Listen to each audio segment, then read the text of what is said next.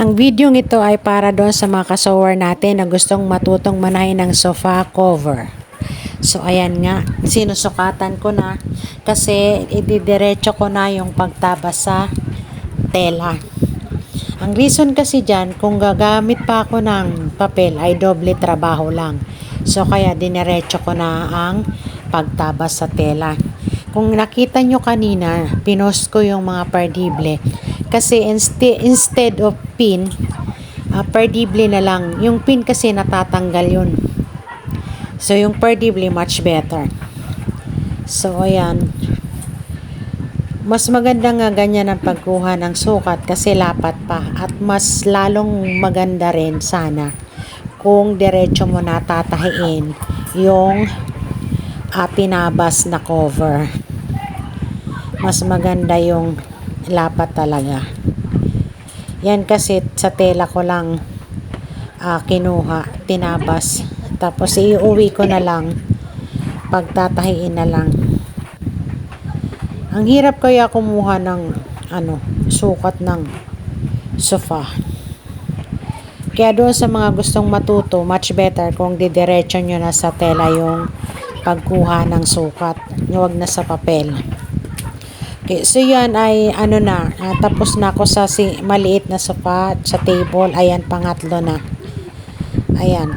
So kung nakikita nyo kung paano ko sinusukatan, alam ko yung ibang mananahe na marunong nang gumawa ng sofa ay iba din ang kanilang diskarte. So kanya-kanya na lang tayo ng diskarte, okay? So alam nyo yung tela niya dyan, mabigat kaya yan. Pang upholstery talaga. Sabi ko sa kanya, mabigat yung tela mo. Pang upholstery talaga to eh. Sabi kasi ng kliyente, nagustuhan niya yung design ng tela na yan. So pumunta pa talaga siya ng Divisoria para bumili ng tela. Yan. Okay, so bawat edges ay bawat tugtungan yan ay nilalagyan ko na ng perdible at kailangan pag tinabas nyo yung tela sa right side na talaga, ipatong nyo sa sofa naka right side, nasa ibabaw yung right side. Yan. So ang gusto ng may-ari, ayaw niya ng sinisiksik doon, gusto niya lang daw yung tama lang, kaya hindi ko na siniksik. Sinabi ko din sa kanya na dapat sisingitan pa yan ng foam. Ayaw niya din pasingitan ng foam. Basta yung tama lang daw dyan. Okay, so nilalagyan ko na dyan ng perdible. Pangpin ko na rin yung perdible. Habang wala pa yung kadugtong nun dun sa kabila, ipinipin ko muna ng perdible. Yan. Ang tagal kaya gawin. Ganda, sakit-sakit na yung katawan ko sa katutuwad dyan. Habang ini-edit ko din tong video na to, yung sakit-sakit ng balakang ko sa likod. Ayan.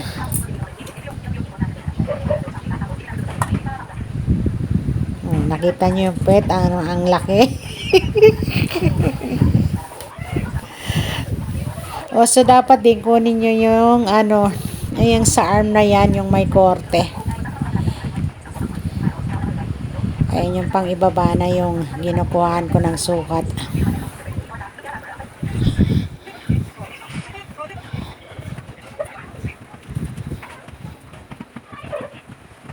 Mabigat din kaya buhatin dyan yung tela.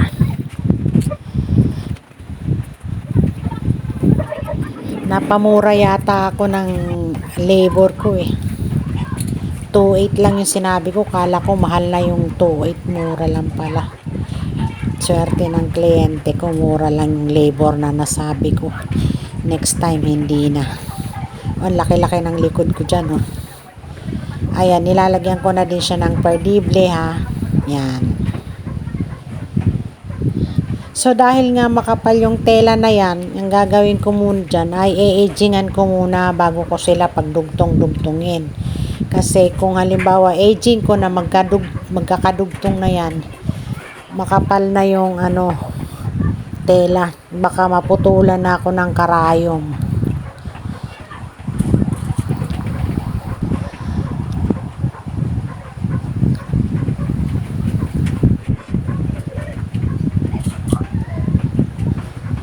Ayan, yung pang-last ko dyan, yung sides na yung merong korbada. Puputulan na lang yan dyan kasi sobra yung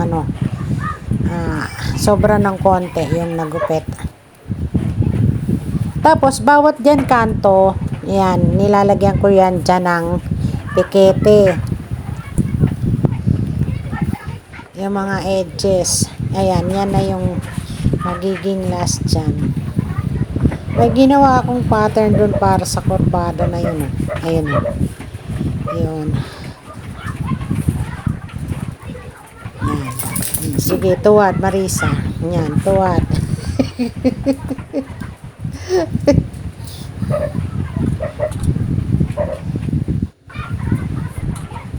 I-fast forward ko na kaya ito para matapos na.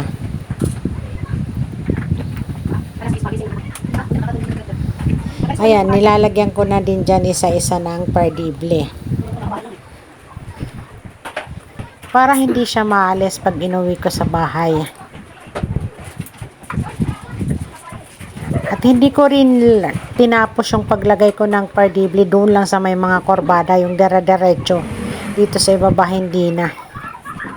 Ayan, dyan merong dugtungan dyan sa sandalan. Yan, hanggang dyan din ang pardibling nilagay ko.